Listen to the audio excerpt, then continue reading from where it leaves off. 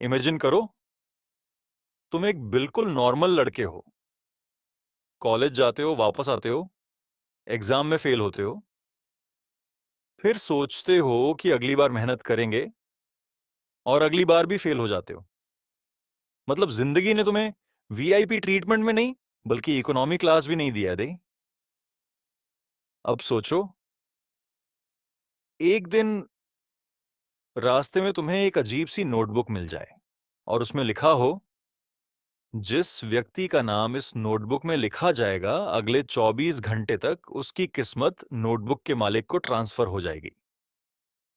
सुनने में मजाक लग रहा है ना, है ना?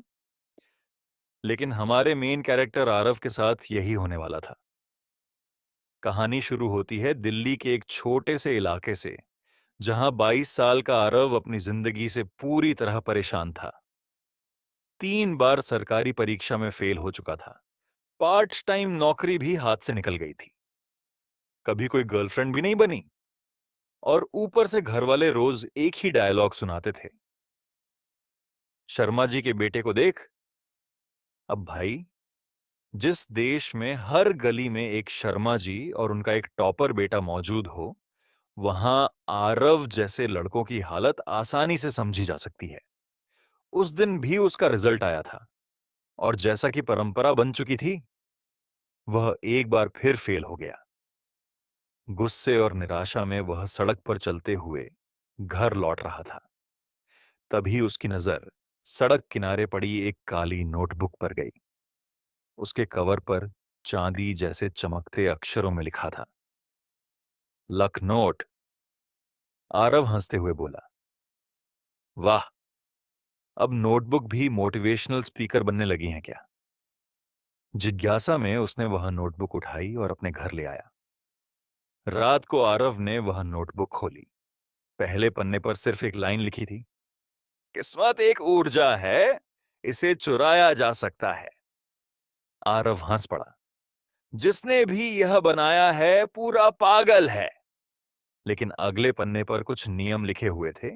रूल 1, जिस व्यक्ति का पूरा नाम इस नोटबुक में लिखा जाएगा, उसकी किस्मत 24 घंटे के लिए नोटबुक के मालिक के पास ट्रांसफर हो जाएगी। रूल 2, किस्मत ट्रांसफर होते ही उस व्यक्ति के जीवन में छोटी बड़ी दुर्भाग्यपूर्ण घटनाएं शुरू हो सकती हैं।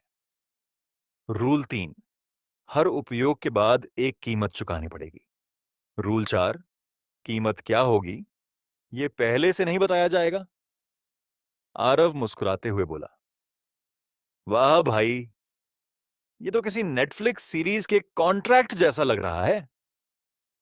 उसने नोटबुक बंद करने ही वाला था कि अचानक उसके दिमाग में एक ख्याल आया, अगर ये मजाक भी है तो एक बार टेस्ट करने में क्या जाता है। उसने अपने कॉलेज के सबसे लकी लड़के का नाम लिख दिया, विवान मल्होत्रा।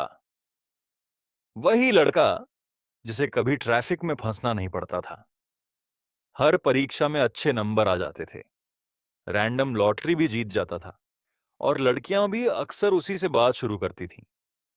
मतलब वह कोई एनपीसी नहीं था, पूरी कहानी का मेन कैरेक्टर था। आरव ने उसका नाम लिख दिया। कुछ नहीं हुआ, वह हंसा, एक्सपेक्टेड, और फिर सो गया। अगली सुबह अजीब घटनाएं शुरू हो गईं। सबसे पहले उसके फोन पर एक मैसेज आया, उसकी पुरानी नौकरी से, हम आपको वापस हायर करना चाहते हैं। आरव चौंक गया। फिर रास्ते में उसे 2000 रुपये का एक नोट मिला। फिर बस में एक आदमी ने गलती से उसका टिकट भी खरीद दिया। फिर जब वह कॉलेज पहुंचा तो पता चला कि जिस टेस्ट में वह फेल हुआ था, उसमें टीचर से मार्किंग में गलती हो गई थी और अब वह पास हो चुका था। आरव को यह सब थोड़ा अजीब लगने लगा, लेकिन असली झटका उसे शाम को लगा। उसने सोशल मीडिया खोला। विवान की पोस्ट वायरल हो रही थी। क्यों? क्योंकि वह बाइक से गिर गया था, उसका फोन टूट गया था और उसी दिन उसका इंटरव्यू भी खराब हो गया था। एक ही दिन में 3 बुरी घटनाएं। आरव के हाथ से फोन लगभग गिर ही गया। उसने तुरंत नोटबुक निकाली। पहले पन्ने पर अब एक नई लाइन दिखाई दे रही थी। प्रयोग सफल रहा। आरव का चेहरा सफेद पड़ गया। ये सच में काम करती है? अगले कुछ दिनों तक उसने छोटी छोटी टेस्टिंग की। हर बार वही नतीजा मिला। जिसका नाम लिखो उसकी किस्मत कम हो जाती और आरव की बढ़ जाती। कुछ ही दिनों में उसकी जिंदगी बदलने लगी। उसे एक अच्छी नौकरी मिल गई। ऑनलाइन ट्रेडिंग में फायदा होने लगा। पुराने दोस्त वापस आने लगे। सब कुछ परफेक्ट लग रहा था। लेकिन एक रात उसने नोटबुक खोली और पहली बार रूल 3 सक्रिय हुआ। एक नया संदेश दिखाई दिया।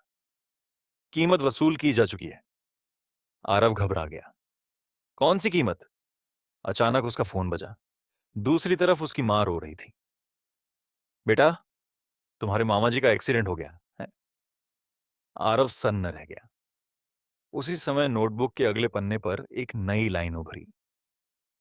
हर भाग्य के बदले कोई दुर्भाग्य जन्म लेता है। उसकी रीढ़ में सिहरन दौड़ गई। उसे पहली बार एहसास हुआ ये कोई जादुई तोहफा नहीं था। ये एक सौदा था और हर सौदे की एक कीमत होती है। लेकिन अब बहुत देर हो चुकी थी, क्योंकि उसी रात नोटबुक के आखिरी पन्ने पर पहली बार एक नाम अपने आप लिखा हुआ दिखाई दिया। अगला मालिक तुम्हें देख रहा है। और उसके नीचे एक अजीब सा प्रतीक बना हुआ था, जिसे देखते ही आरव के कमरे की लाइट बंद हो गई। पूरा कमरा अंधेरे में डूब गया और खिड़की के बाहर कोई खड़ा मुस्कुरा रहा था।